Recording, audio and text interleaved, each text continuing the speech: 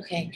Hi, everyone. My name is McFarlane. I am a sociology major, minoring in communications, set to graduate in 2023. I am also a Black's Future Scholar. Hi, I'm Jacquelyn Ortiz, and I'm a Black Futures Scholar. And today we have this video vlog slash podcast to talk about our research projects and speak about how racism and anti-Blackness have evolved and are reproduced within institutions and organizations, and how we can build a more equitable environment and ecology, not only in our educational and research environments, but for all our Black futures. Hi, Maya. Okay, yes, let's get this started. So glad to be done, right? With like the semester. Yeah. I kind of miss it though. Yeah, I did miss it, but like I really do just miss classes like these. Like the classes, especially the public affairs class that we took, that was like a really good class. That was our race and equality and public policy course that we did our research for has been definitely so valuable to me as well. I'm so glad that I got to meet you there, and we had a really diverse student body in the class, and that was also with really a lot of thought too, a lot of thought, especially original thought, especially surrounding like the policies that go into institutional racism and things like that today, even today, not just back then, but even today. Right, just kind of like how it's reproduced itself, right? It's so interesting because we all kind of have this awareness, right? We know of the history. I mean, we're taught a very, especially in the United States, right? Like a very limited history. So it was so great. It was so heartening, so enlightening, and so even more than that, so fulfilling to learn just kind of in this scaffolded way of how, from the beginning, kind of like the inception, the creation, right, of race. And, because we these words like social construct, and we hear this all the time, and a lot of people don't even like kind of like understand it's like beyond a social construct, like just the creation of this white dominion, of this superiority that comes from colonialism and just this need to kind of like dominate and to take and to just kind of and especially learning how, like, sorry to cut you off, but like especially learning how like everything has been like nothing has been accidental, really. Like going into, especially with like K through 12 education, you kind of just like learn that things happen, and it seems like things happen accidentally, but like actually like studying and like seeing that like nothing has truly been accidental, that these things have been put in place and that race has been constructed really to push forward this political white and classist agenda. Like it's truly eye-opening to see that, it's not like you just woke up one day and we're like, oh, I'm Black and you're Latino and you're, Asian and this is a white person. But like to see that like it's been constructed to actually be set up that way, to create those divides, and then, further just like maintain those divides, really. Right, like everyone has like this the motivation of like looking ahead, of like not wanting, right, like something that we definitely spoke about in the course of the resistance, right? I've done all this research on education and segregation and post Brown v. Board, and like the resistance there, right? And then going back and seeing how that's like a reproduction of the resistance, to or a kind of like a response to Reconstruction, right? Like post-slavery, or post the abolishment of slavery, allegedly, just kind of that movement that sparks these counter movements that come from, seeing, the other Black people, African Americans, kind of were thriving during Reconstruction, and just kind of like the response to that with the slave codes and like all of that I know ties into also your research paper, which which was, what was do you mind telling me a little bit about? Sorry. But so I wrote about the main topic of my research paper was mass incarceration. However, I was more focused on how the connections between slavery and the mass incarceration system, and the way that the mass incarceration system was built to maintain um, white order and to maintain white supremacy in a way, but the way that it still continues to perpetuate those ideas as well, and as well as um, used to further classes, agendas and ideologies in order to, of course, keep this order, this racial order that exists today.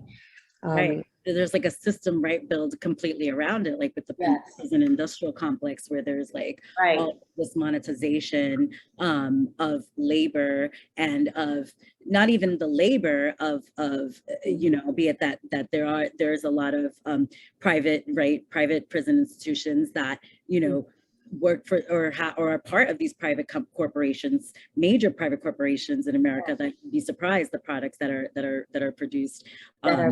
There, if you watch, sorry to cut you off, but like if you watch films like The 13th, or read Michelle Alexander's book, The New Jim Crow, it really delves into the way that mass incarceration was used, that many people don't realize, but mass incarceration was used originally in the South to rebuild their systems after they crashed, after slavery ended, after Black people were now freed and where the use of free labor was no longer available or an option. They had to get this labor some other way, and that is what mass incarceration is for, is to get that labor. It is to not just maintain that order, but to get that labor and get that free and cheap labor that they could not get elsewhere. Right. And so like a documentary, right, in class, and saying like with the letters of the of that they had found from people that had been freed, and that then after Reconstruction, after all of that, then where the slave codes, the vagrancy laws, and like all of these things that were used or were put in place, right, again, systemically, enforced, by politics, by government, by the social elite, to then kind of reproduce this. So then there would be more bodies, and these were the people, it was prisoners that created the mines, that created the railroads, that created all of these, that rebuilt, right, the new industrial South, was a lot with basically the re-enslavement of many people, of many Black men majorly. So it's very interesting. It's very interesting. It's also, very, very sad, right, to see these things, hurt and are uncomfortable sometimes to talk about, not sometimes, all the time. But it's so important, I feel, and to learn about our history, the history of our nation, the history of, how we got here. What is it that, what we obviously are not a thriving society, as much as we like to say, or like, we are a bit of devolved. Like, we look around, we turn on the news, we look around our neighborhoods, our ecologies, right? We see the problems that we have. We're both native New Yorkers, and you have family roots from Harlem and the Bronx, and the same for me here in Washington Heights, which is a predominantly Hispanic, Dominican mostly community. And just to look around and see how do we think that our futures will be, or the futures of these neighborhoods. Will it be gentrified? Will it be, you know, where will these people go once this happens? And I think that a lot of those answers come from the things that we've learned in you know, through this course about the true history and the things that have brought us here, and the institutions that have helped create it, and the laws, and how the legal system has supported these things. And it's not to say that, oh, this is like some sinister, you know, this has been some sinister plan by, you know, white Americans to, you know, just destroy and devolve into, maybe, you know, who knows what the original intentions are. But a lot of it, I think, is just, you know, groupthink and people just going along and doing things just because they don't know any better, because they don't understand. And so I think that that's why it is so important, you know, to have conversations like the one we're having today, and backed up, right, by classes like this, by the information that we've received, you know, by all these wonderful, you know, researchers and sociologists and race theorists and historians and philosophers that we have learned about, that you know, that this is something, you know, it's like a real, it's been a real issue for years, you know, for years in the making. Like, you know, I've done a little bit of scholarship lately on Emma Cesar, who wrote this book, like Discourse and Colonialism, and just kind of like knowing this was like in the 50s, but just knowing that, like, even from then, it was like the foretelling of like all of these things, all of these problems of coloniality. And he says, he opens up, you know, his book by saying, like, a civilization is failed when it has, you know, a failed civilization. I don't remember the exact quote. I should have looked it up before I brought it up.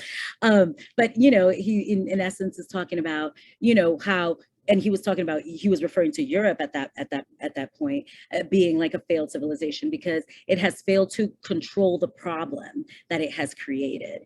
And that's, I think, you know, so poignant. I think that that's definitely a problem in a situation that we're having in America, you know, all across the globe, but definitely here in America. Like, we've created this problem. We created this separation, this segregation, created whiteness, we created blackness, we created racism, and we've created this problem that now we don't know how to solve.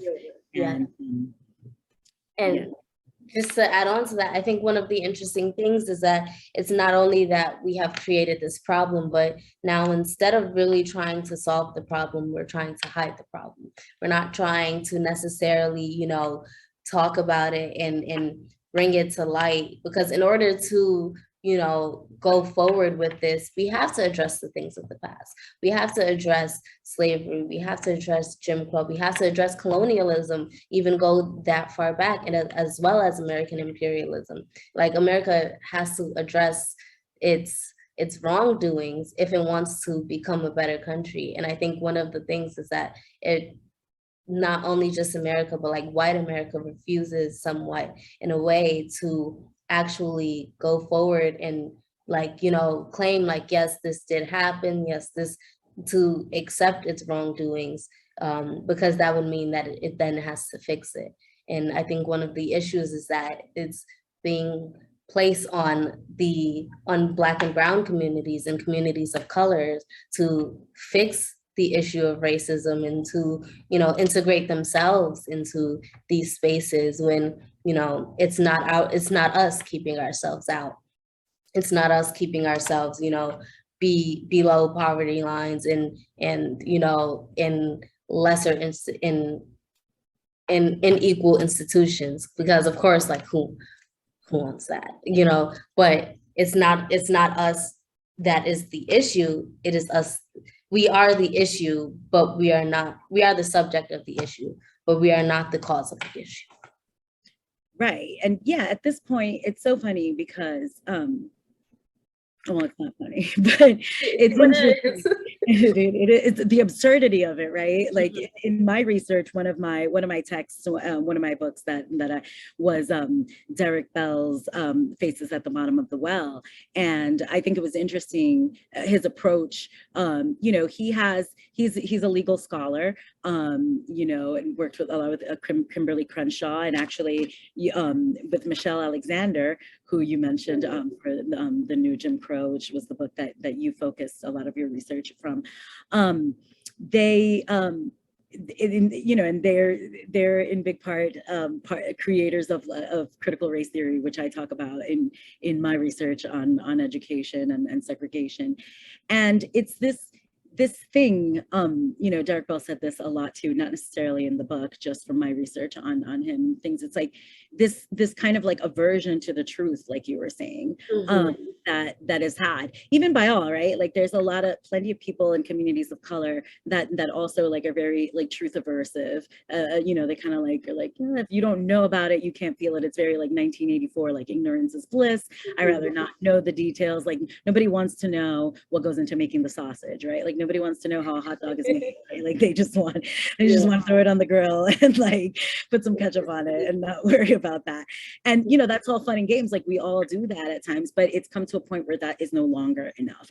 It's so necessary to have these conversations, to have these uncomfortable conversations, to have these courses, to have programs like this, like Black Futures, and focus on and emphasize on that, because at the end the truth is not despairing, right? Like the truth is enlightening, and it helps. It's solved. Like for me personally, just even in the course of this course and the rest of the students and Dr. Beeman and Dr. Roble and Dr. Chombe Miles, which I've learned so much from, from the Black and Latino Studies department, which is, they're so great. So much wealth of information there, but it's annoying that like,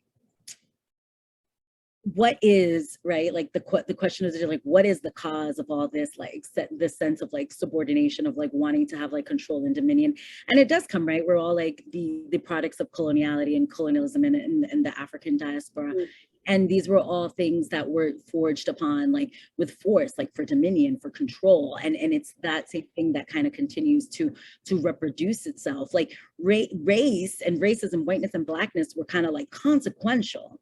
It wasn't like the original intentions. The original intention was to dominate. The fact that like it was indigenous people that they like came and ran out was it could have been anybody. There could have been white and white people, like other white people, like they were just determined this is what was going to happen.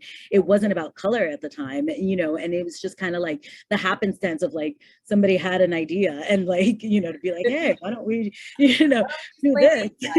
I mean, I don't know, but it may have been like just as easy as that. And so I think that the more that we learn about it and that we understand that even for our white brothers and sisters, that like that racism and speaking about it and speaking up about it, it's not a condemnation, right? Like it's not a condemnation of who you are because you are not. Like it's not a condemnation of like me because like my melanin is not as healthy and as vibrant as yours may be. It's not a condemnation of again, like I said, like our white brothers and sisters for being white. It's a challenge, right? Like even for me, like for you, for us, for everyone to step up to be like, what is going on? This is not okay. This is, our society is not thriving. Our civilization is failing, and we are failing to find the solution and the answer to these problems, because recognizing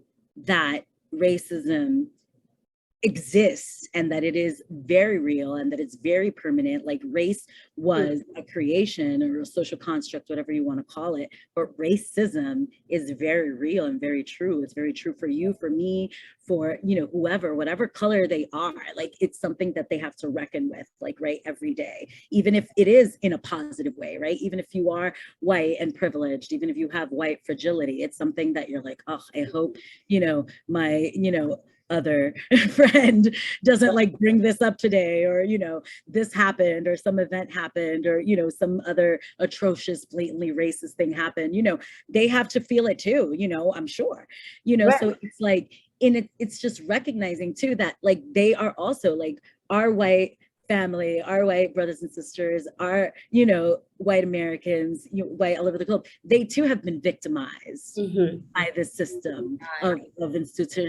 institutionalized racism and, you know, all that it begat. And so if something is affecting all of us so greatly, sorry about that, why, you know, why haven't we done more?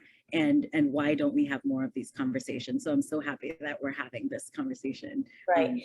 And I think one of the main reasons that people refuse to have this conversation, especially people in places of higher power, is because then it comes to recognizing that not only are you what they say you are, like as a Black person, like of course I have to, if I, which I can't help, like me and you, like it shows that we are people of color. So we can't help but say, you know, that we are products of race and racism, and that the products of that our environment that we live in today is a product of race and racism. And no matter whether, you know, no matter whether it's our fault or not, but um, it is an extension of ourselves as well. And I think one of the things is that if we were to actually admit that we are products of race, then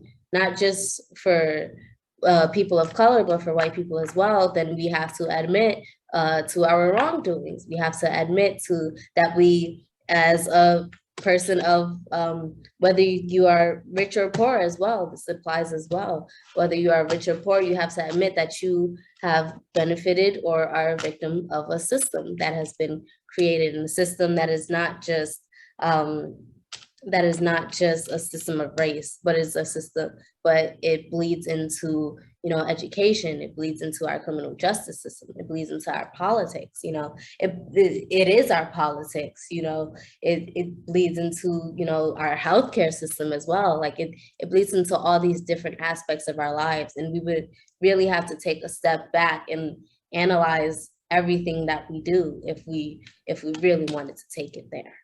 We really wanted to take it there. And I know you mentioned color blindness, the idea that, you know, oh, we don't see race, you know, race is not a factor in my eyes. But it should be. We should recognize, you know, the privileges and the disadvantages that we are privy to just because of our race. And I know you especially talked about it in means of education, I believe.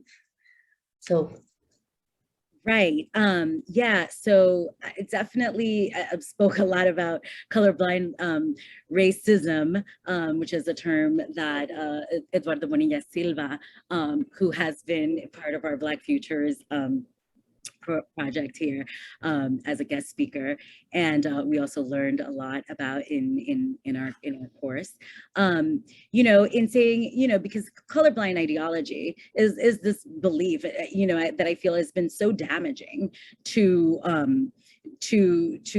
progress towards, you know, eliminating or ending or bridging the gap, you know, the racial divide, in saying like, oh, we don't see color. And, you know, that is something that it's really, you know, I hate using the word trigger, but it is a trigger word for me.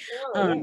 When somebody says, I don't see color, like I'm, you know, or when I hear that, like kind of like being implied or like being said, and it's so institutionalized, especially like with an education system, with being like, oh, we shouldn't separate like this from this because we don't see color. And like, this is the way that we're going to like express this. Like, and they only use it though, like in words like to resist kind of like multiculturalism, or to like, you know, to prevent like, race theory from being thought, and which is also ridiculous. Like it has to be called like race theory. I call it like the real history of the United States. It's not a theory, like if it's like a fact. So all of that. And so yeah, this like colorblind ideology, and like a lot of people fall into that trap, even people of color a lot of the times, and being like, oh, I don't know, Johnny at work treats me regularly, and he's my manager, and maybe he's an ass, but like that's just who he is. It's not like about me personally, or like whatever, kind of like we make excuses sometimes and rationalizations for others based on that too, because they said they're colorblind. Like they have one Black friend, and his wife is Filipino, or like whatever. Like I hear these are just literally like things that are popping into my head that I've heard in the last couple of days alone, kind of like this tokenistic fallacy, that we learned about, like all of these fallacies. It's like, oh, we have Barack Obama, you see, we're like colorblind society, we had a Black president, but what happened after? What got reproduced? What was the way that was challenged? What was the way that that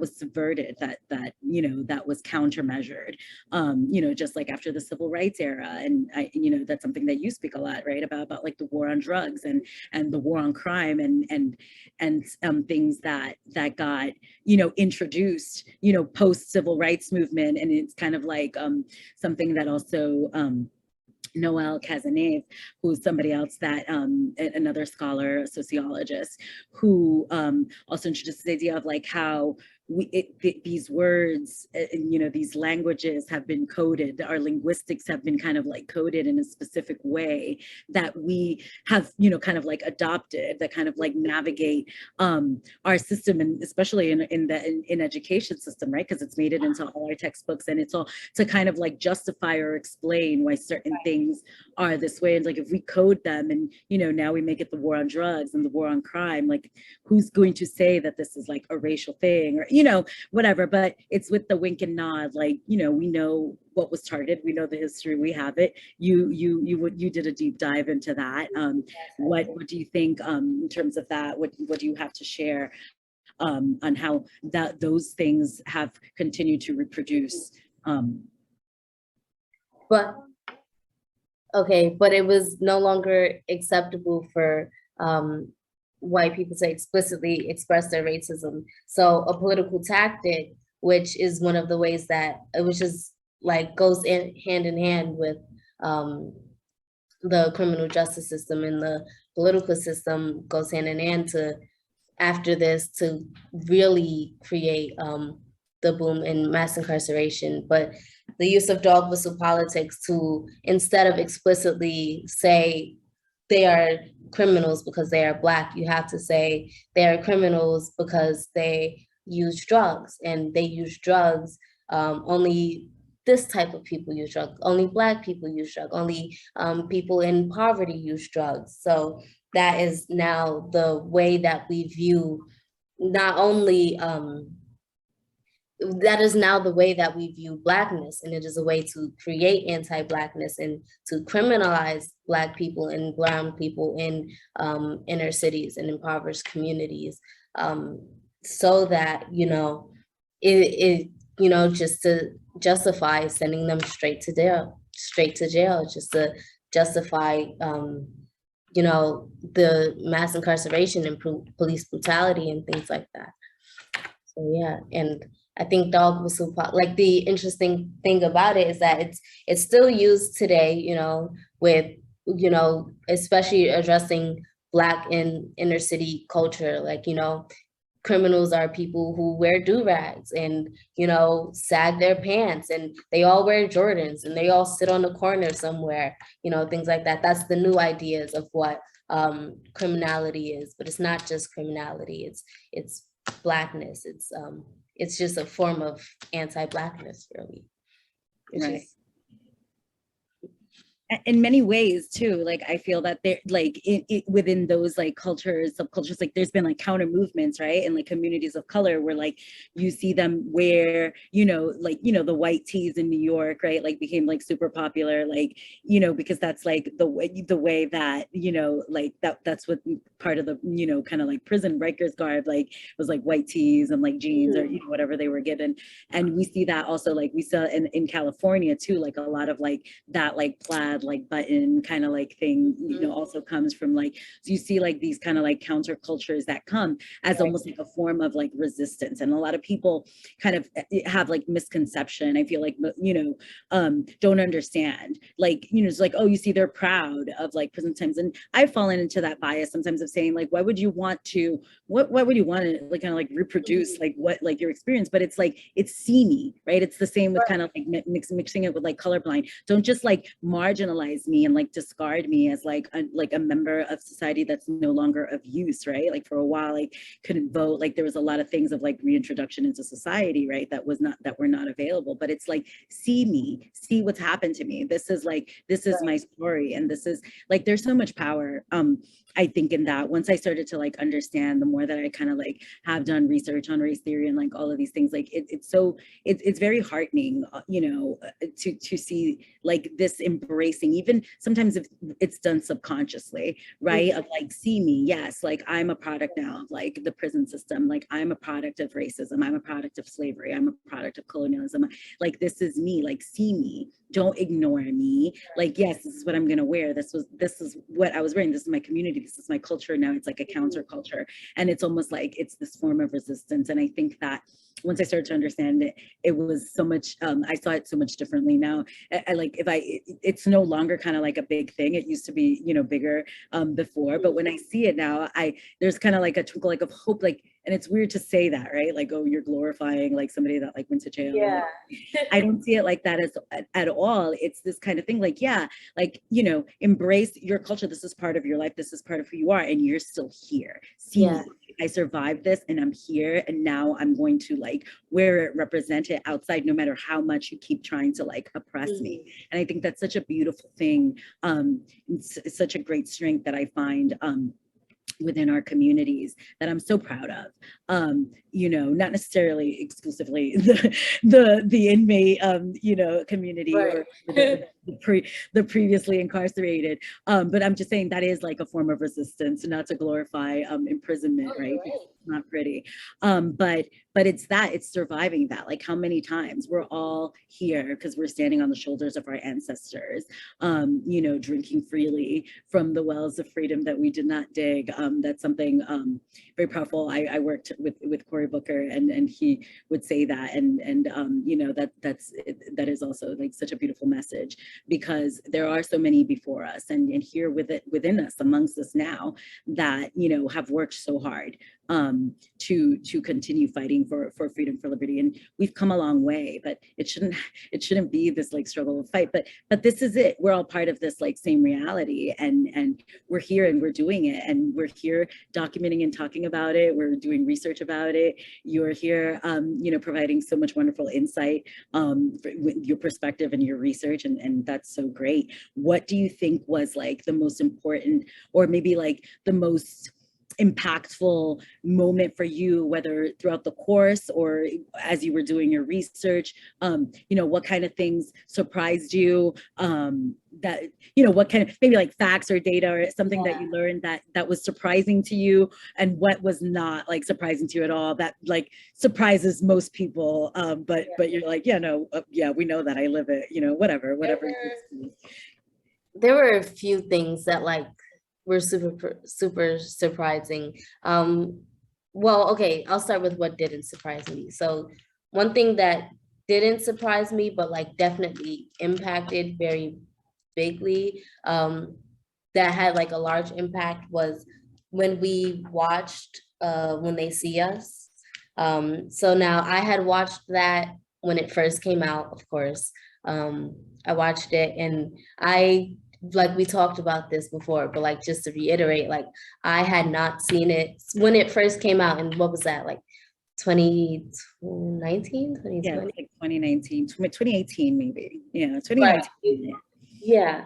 but it came out, very early on, like a while ago. But I have not seen it since we had to watch it again for class, just because of how sad the story was and how close it was to home. Like you already mentioned this, but like my family is based in Harlem, and especially around that area around Schaumburg, and not Schaumburg on 135th Street, but Schaumburg over on 110th where that park is.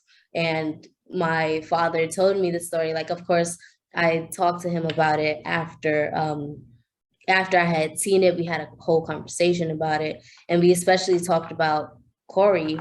And one of the things that he told me was that he knew Corey, and that my uncle was out that night when they were rounding up boys to take to jail to question them and everything, that my uncle was out that night and he was planning to stay out that night. And my dad dragged him back in because, of course, my grandmother was not going to have him out that late at night. Of course, she was not going to allow him to go crazy or, do anything, that he shouldn't be doing. However, it could have been him, like thinking like one of those boys that was arrested, that was rounded up and brutalized by the police just to get a false acquittal in the end. That could have been him. That could have been my dad, or that could have been, my uncle, or any of my other uncles, or any of the other extended family members who aren't even family, but they're uncles by name, that could have been them as well. So thinking that it was so, because that was so close to home, is why it hit so hard. And of course, like you think about these issues and you think about like mass incarceration, police brutality, and of course, like you think, oh, that could be, of course, like that could be anybody, but like, it most likely won't be me and my family because, we're law-abiding citizens. My dad works for the courts. He works in he works in the court right across the street from where I live. So, he's like not the person who would do that. My uncle, he has been in the prison system, but he's out now and he's fine. He doesn't do anything illegal, and when he did, it was purely because he was young and stupid. But thinking that, like, if things had gone left that night, if anything, like literally anything had happened to not prevent that, he could have been in the precincts. He could have been, one of those people. And like that, it's just so like disheartening, just personally. Yeah. Yeah, no, that story, I mean, the exonerated five, the now exonerated five, right? Right. Doesn't take away like, how their childhood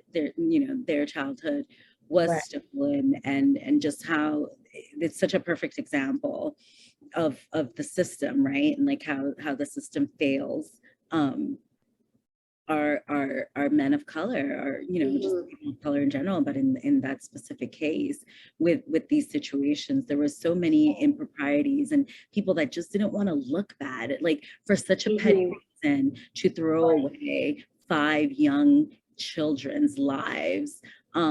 It just, it seems, if we hadn't lived through it and are here and are seeing like, everything that pops up in the news feed every day, would be like, what is this? It's kind of like almost like a dissonance, right? And like seeing like how, these people conspired literally, as we saw it in the, based on the Ava DuVernay, right? Based on this depiction that, how the system conspired literally to destroy these lives, these families, these 5 families, and all of that repercussion. Like, I'm so happy to see that they, that they have overcome that as well. Again, like, to like thrive and come out of adversity, and a lot of them are advocates now for prison reform and the Innocence Project and things like that. And but I'm so happy they were exonerated, but there's so many, Corys and in the system right now, young men that have lost their childhood, lost their sense of hope, their sense of marvel, their futures, right? Like so many futures that are right now being compromised, so many Black futures that are right now being kind of, have been discarded and have been ignored and have been for so long. And it gives hope that there are stories of thriving and survival, like there have been throughout the years, right? That's why we're here, because we continue surviving.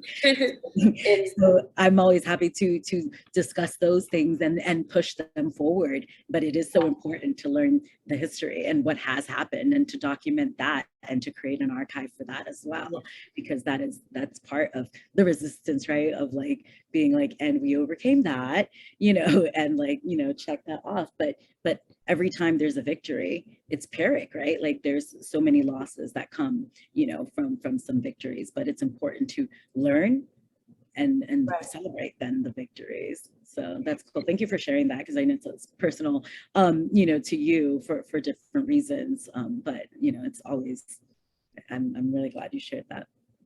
Do you have anything? No, I thought that was it for your paper. My paper,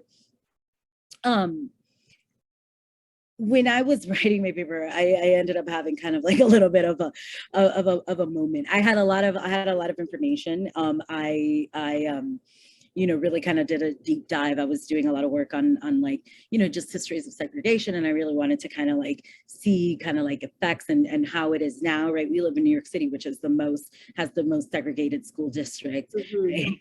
In the United States. And it's just so baffling, right? We're like such a polycultural society and like all of this. And that's the clout of New York City. Everybody loves to like brag about like, everyone in New York City is colorblind, like live in this like social paradox of like, oh, I live in New York City. So like I get a pass, almost like I've literally I've heard people say this, like, oh, I'm from New York, like that gives you a pass, like you can't be racist, right? Because you're from New York City. And so there's so much of that. But in doing that, I was focusing originally a lot of my research on New York City schools, and I had even set up a study earlier in the semester that I wanted to kind of like expand on. But the more I looked into things, I was reading, did research on Paulo Freire, who's he's like a philosopher, Brazilian philosopher, and had a lot of like interesting ideas on like education and how it should be like accessible to all, and it should be something that connects people, right? And so the heart, and that's my belief too in terms of like education, and saying like that's like the foundation, like for everybody. That's like the great equalizer, right? Because no matter what, like when you come into this country, if you're an immigrant, if you like me are first generation like American, if like you've been here, you have African American roots going back to slavery in America, like whatever, whether you're white, Black, whatever, like whatever your roots are, like education is the place then where you converge, like, and it should be like equal, right? Because everyone's here to learn, and we're here to get taught and to receive knowledge, and to in community, right? Which is like the most important thing, right? The two most important things to me, I feel like in the development of a human being or of a thought or of anything, is like being educated, right? Receiving information and then sharing it as a community within your school community, and then, out and beyond, no matter at what level, even kindergarten, right? With the colors and, a lot of friendship based, there's always like team activities when you're younger, like a lot of it is like community based. So it's really interesting to me that like at that stage, right, there's so much that we do actively in America here to segregate that, right? Like to separate that, to impede that, right? In learning about all of the states and that have legislation pending and already enacted to eliminate, critical race theory, or to even talking about race. Some legislation is so specific that it's like, you cannot, that literally says like, you cannot talk about anything negative or derogatory like of American history. Like you cannot like deliver American history. You cannot deliver an opinion that's like anti-American and saying like, if basically talking about like, if slavery, if we say that something was wrong, or like that this, Right. like Dred Scott, or things that have been like overturned, like I feel like, why wouldn't we be able to, discuss these things as like it was a mistake? And obviously because the Supreme Right. Court corrected it, but again, we're hearing this quagmire of like of that too, and this sweep Supreme Court reversals, and the way that our legislators are being elected and all of that. And now I'm going on a tangent. I'm sorry, but it's so interesting that these things are actively now, like I'm talking about current legislation that is happening right now that is like preventing. And so one thing that was super interesting to me, and kind of it's talking about like synchronicity and almost validating like where I'm at, but at the same time was so heavy on me, is that throughout my research on segregation and all of that, I encountered Uvalde Elementary School as one of these hotspots that has previously been marred with so much controversy. In segregation, because it was a very segregated, it was until like the early 70s, until like 73 or something like that, Robb Elementary was very heavily segregated, or it was completely segregated, right, towards like Hispanic students only. And so in the 70s, there had been walkouts because parents in the community of Robb Elementary had been requesting for more Hispanic teachers. And also they were requesting kind of like more multicultural learning practices, as well as food and in lunch in the lunchroom, because this was kind of like a mandated like segregated school where they were only sending Hispanic students, and all the teachers were white, and all the the staff, all the food, all the lessons, the basic Eurocentric lessons, like nothing about multiculturalism. Like there was this kind of like disparity identification. And I even looked at some oral histories of like people discussing parents that now had children in Robb Elementary. And so literally the day that I was finishing my paper was the unfortunate mass shooting at Robb Elementary. And it was so like, I was like, wait, what? Like when I heard it, it was almost like, wait, I know about this school. Like what do I know? And like, I was already writing my paper, and it was like, so like, it kind of, it was like a gut punch. Like I was kind of like left speechless. Like I couldn't, I was like, oh my God, I can't believe this is happening, because I had, as part of this research, I had learned that as a countermeasure for these, I was saying there was like a walkouts, and that was the reason, because like parents weren't, they weren't being heard about like making the environment more multicultural and adding more Hispanic teachers. And they actually ended up firing the only, I think, Hispanic teacher that they had at that point in the school. And so, and the reason he was fired was because he spoke in Spanish to a student. And so that caused, Spanish speaking was not permitted, like even amongst the students themselves. And so that was something that was illegal in the district. And students would be spanked, there was like corporal punishment. So this was like the early 70s, and sometimes even suspended for speaking Spanish. And that was so kind of like intense in itself. But so they responded overwhelmingly by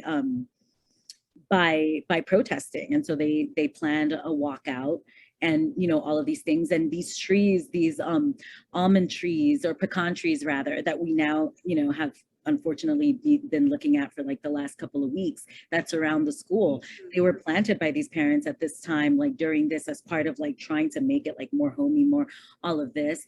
And they protested, they did the walkouts, and it went on for like 2 weeks. And finally the response of the state of Texas was to send in the Texas Rangers. So in the same school that like this horrific like mass shooting happened, there was like, once upon a time in not so long ago, there were armed forces and Texas Rangers like pointing at students with, semi-automatic weapons, to force them into the school and to stop protesting. And there was so much retaliation against the community for the simple fact of them wanting to like be able to speak Spanish in school and share about their culture. And so it's so crazy in the way that we've failed our students, that the public school system in America has continuously failed our students, the big efforts and the things that were put in place. Like the Texas Rangers had more resistance to students protesting about wanting to speak Spanish or have, teachers that looked like them and had food that looked like the food that they actually eat on the table.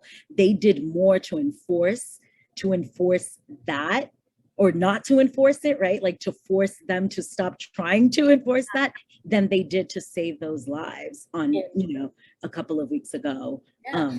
And sorry, but that's very interesting that you say that, because a lot of things that we don't consider is that it doesn't start like with adults, but it starts with the way that we treat the children in our education system. And the education, it's not just the education that children are receiving, even though that is a major part of it. That is the main part of it, the way that we teach our kids to our children to go about in this world, but the way that adults enforce these rules on these children, and that really, really truly pushes, that really ingrains it into our ideas, that into our heads, that race is this huge issue. So like you talk about violence in schools, and it's not just, I believe that you talked earlier about, earlier before when we were just talking, that you talked about other forms of violence and policing in schools. So can you talk more about that as well? Well, I mean, all in all, I'm just saying, the contrast, right, that I felt, right? Like I ended up going to school in like Southern California in San Diego in like a very wealthy school district, and with all the amenities, and there's like such a dissonance about like, we had an open campus, our parking lot was bigger than anything I'd even ever seen at this point, like not even, like malls like rival the parking lot, like it had levels. It was like staff level, like student level, it's like beautiful school, great. I'm very grateful to like have had the opportunity to be part of that. Like but at the same time, I had friends back in New York that were like going to school and like where they were instituting like metal detectors and like placing like literal like for like cages, like fences, like in lunchrooms to like separate like sections of students. Like I remember like my friends telling me about this, and I'm like, wait, what? And they're like, oh yeah, to like avoid fighting in the lunchrooms. It's just like, so they're caging you up. Like what? Like it's so, and I'm here like open campus. I get to like leave campus for lunch, or like even pre-order my lunch. I would get like Jamba Juice like delivered. Like it was such like a different experience for me.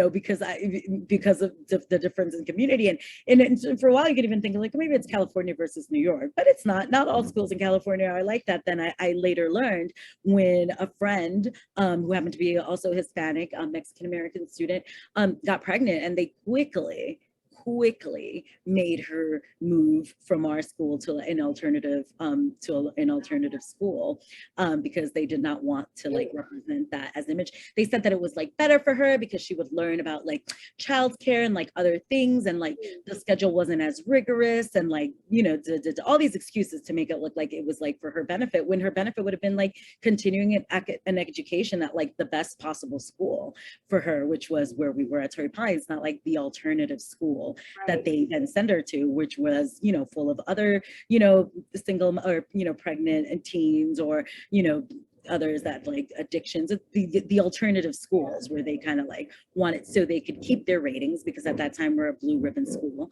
and all of this that entails that, like, we have zero pregnancy rates, or whatever these reports that matter to people in power are. And so that's kind of interesting in those terms. And another thing that I couldn't help but have to make kind of like a comparison to is like, because we're living in this right now, right, where we see how the school systems fail our children. We see not only, those 19 beautiful children at Robb Elementary, from Robb Elementary. May their families, I send out like my most positive healing thoughts, and energy to those families going through that right now. But also, what happened, the incident here in Buffalo, New York, also a few weeks ago, and the same goes out to all of their families. And the things that those things have in common is like it was two teenage kids, regardless of what their race were, or regardless of like there's no justification for what they've done. One has passed on, and one is in the system right now, and it's like that counts too, right? Like the education system has failed them as well, because these kids are supposed to be in high school, and they're supposed to be, so there's something about not receiving like this truth that they're learning, what I was talking about, like the truth is not despairing.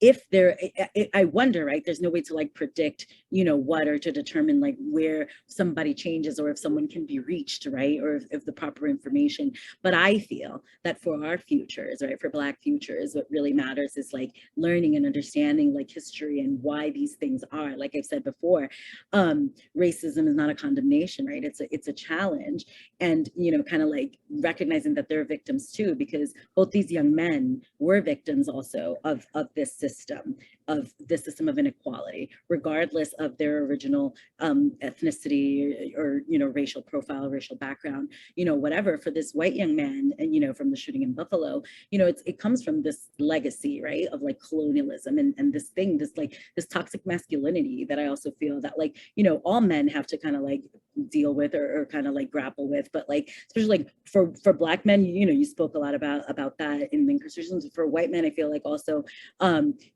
this dominion, right, their legacy of like dominion, of conquering, of conquest, that comes from like the Euro modernity, the Eurocentric values, that everything that has been obtained by like force, and when we feel threatened, this is what we must do. What are we going to do? What are we going to do? Like all of these like white supremacist movements, if you hear these young men talking, the Capitol insurgents on January 6th, right, that'll go down in infamy, like all of these men, young white men, with so much rage in the South Carolina, was it South Carolina?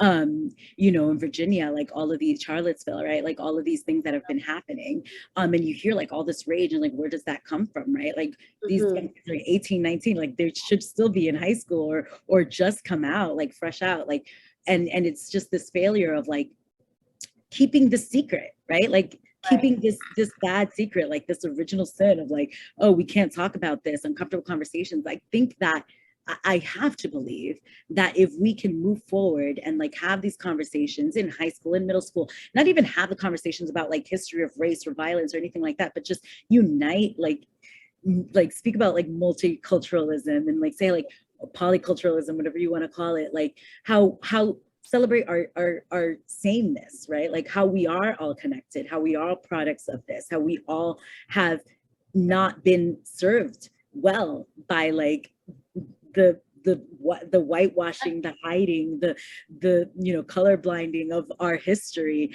the history blinding, fact blinding, everything blinding of our history. It's not serving us well.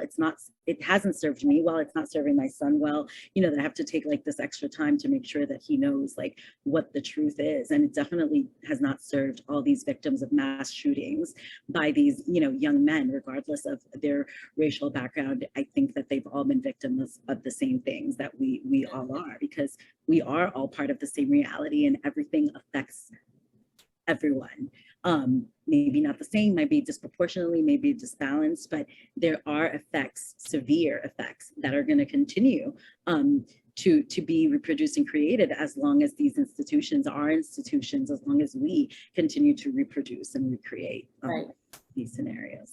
And you have to wonder, in a sense, like, what is this teaching our generation? If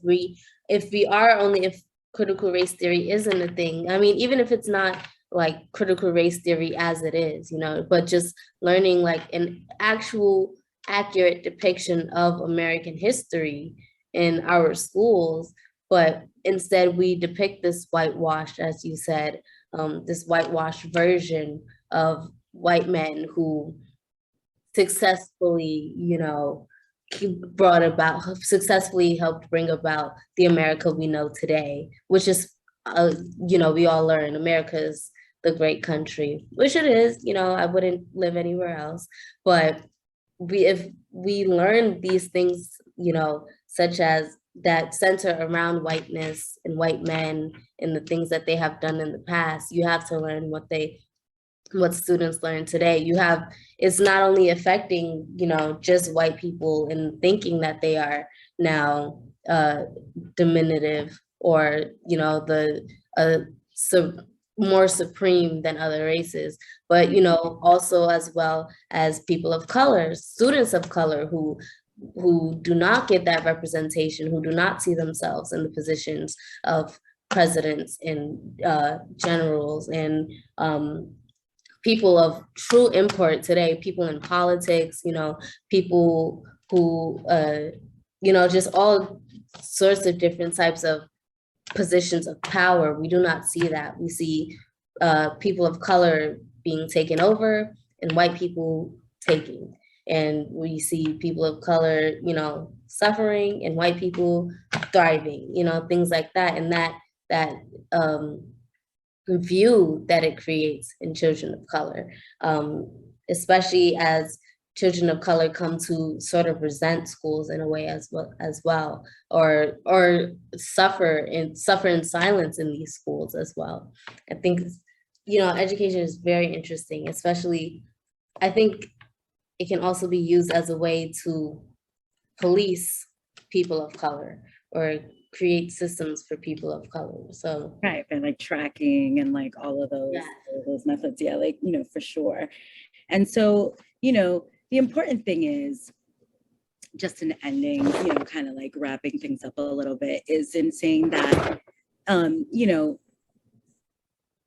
it's again, like, to me, what's important is like, what can we do, right? Like, I come from like a social justice, social activism background, and that's always like my motivation. And sometimes I've been caught up, I think I have spoken about this, in social movements, and sometimes to a point where like I kind of like lose myself. It's almost like addicting, that like feeling like this constant rage is necessary, right? Like the way to like express, right? We have kind of conversation about like how to like kind of like express ourselves, how to counter move, how to resist, right?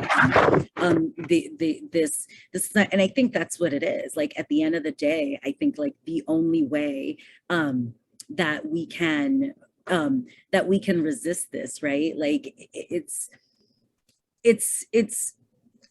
colonialism and the slavery and racism that it created. Like, they're, like I said before, like, they're irreversible, right? Like, you can't do anything about like the past. So it's like, that's a lot of like the counter on like, oh, like the history, like it's history, it's like whatever. But it's always one of the most important subjects, like in high school, like everywhere, it's taught everywhere. It's like no country where like history isn't taught, where something has to go. Even if we see a movie or we watch a show, like we always go into like backstories of characters or like whatever, because it is important to understand what it is that we're doing, what it is that we're seeing, what it is that we're living. And it's like, no matter what, we understand that it is irreversible. And that's not what we're trying to do. We're not trying to like reverse history, but like understanding, right? Like the effects of, what slavery and the history of this nation, right, like has created. It doesn't mean that we have to like accept it, just we're understanding it. We don't have to like say like, this is true, this is fact, like this is whiteness and blackness, like are real things, and black people and white people are different, are this for the reasons that have been given, right? Like, of course, we are all different, we are all unique, and we should celebrate our uniqueness, and we should bring it together, and like to form stronger communities. And so we may not be able to change, the past, right? We can't, and we may not be able to even change this systemic structure, or even maybe we can't even combat it. It's so complex, right? Like a lot of the theorists and the legal scholars that I was doing my research on, like Kimberly Crenshaw and Derek Pillai, as I mentioned before, have this like belief, it's part of like CRT, of like this interest convergence, where like they believe that until the interests of others, right, like don't converge with like the interests of like what serves white dominion, what serves capitalism, neoliberalism, like all these models that are just our reproductions of colonialism, of slavery of some sort, right? But we just to understand that these things have been instituted as a product of this, and we can choose to resist these structures, resist the instruction, right, that like they give us. And we can, by having conversations like these, by participating in courses, like race inequality and public policy, and, being student scholars of the Black Futures, colloquium, and all of this, like we are choosing to resist these things. And we are creating our own archives and celebrating and encouraging and embracing like the resistance and the struggle in, that our ancestors, that our peers, that others faced against all surmounting obstacles. We've talked about the exonerated, and we've talked about, my research about like the Little Rock, right? 9, I said exonerated 9, exonerated 5, Little Rock 9. I think at the end, like it's coming together. It's this unconditional love. I feel like love and hope are like the enemies of fear and oppression, and that's part of the structure, right? Like trying to keep this divide. And so I feel that like our unity and learning and our education, like we're coming together, can be our greatest act of revolt, and can be a greatest resistance, and that's the way to all to our Black futures. And I think like one of the things is a lot of people believe, one of the common misconceptions is that a lot of people believe, because especially after the civil rights era, but a lot of people believe that the only way to resist is through actively protesting and things like that, when honestly just having the conversation can go a long way. Just having, just reading that book or that essay that was written can go a long way, and just practicing in your own lifetime, in your own time, in your own free, whenever you are free, and things like this, can go that long way, and do provide programs like Black Futures do go a long way in providing not just current change, because it's not just current change that we have to focus on. We can get things to change now, and they may change instantaneously, but it's not about the instant change. It's about the impact of that change. You can get that law put in right now, or you can just change the way of thinking, change the whole entire way of thinking, so that eventually that law won't be a problem, because that way of thinking will be gone, and things like that. And I don't know, we talked for so long. I'm like, we were a little lengthy on this fireside chat. The fire is burning out. But it's not, it's burning strong, actually. And so I'm so grateful to you for your time, and just grateful that this project exists.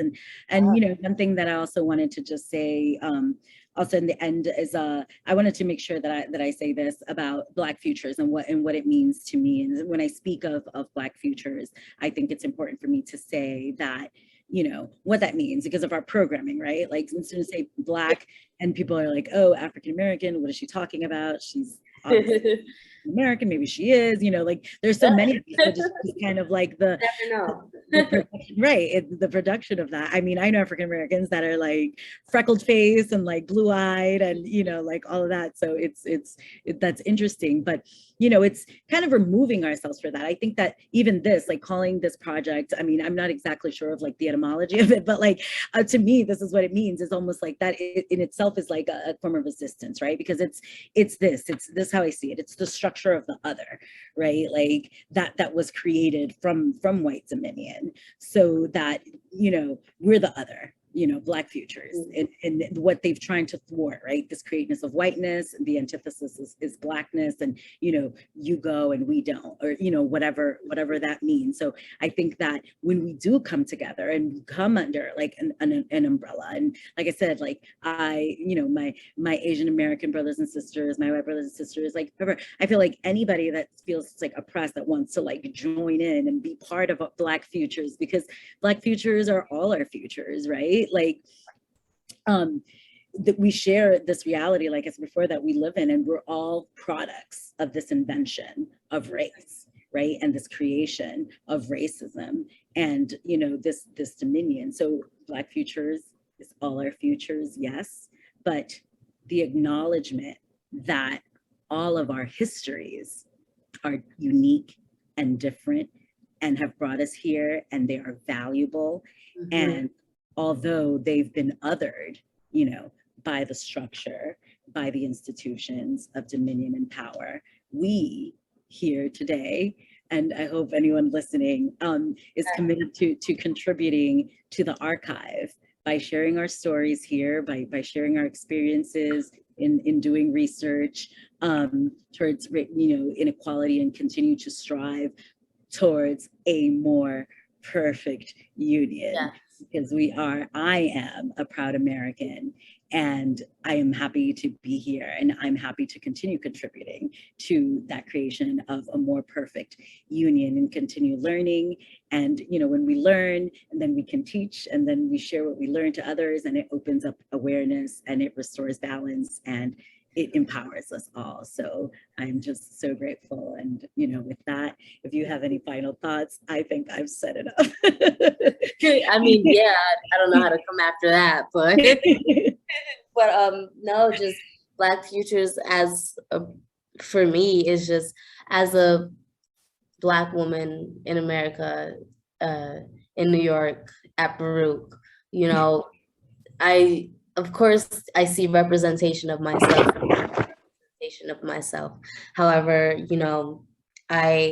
it's great to see programs like this geared towards not just, people of color, but Black students as well, and it's not just working in the school system as well as being in the school, you don't really get this catering as much as we should. We don't get this catering to history of, as you said, of the other as we should.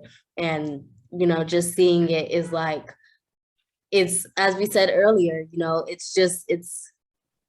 it's confirming of the soul, really. And it's not just, great for me. I mean, of course it's great for me, even though like some of this stuff is not stuff that I knew already, but it's like, these are conversations that I have often, with my other peers of color and other Black people that I know.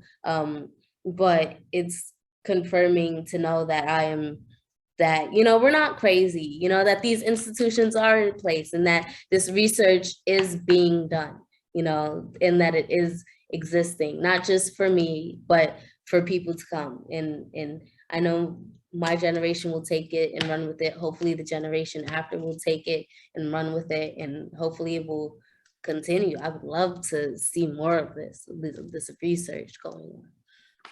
Well, there's always the hope, right? So to end, I'll say that hope is the act of conviction that despair will never have the last word. So I love you so much, Maya. Yes, please. Keep time. I'll see you later.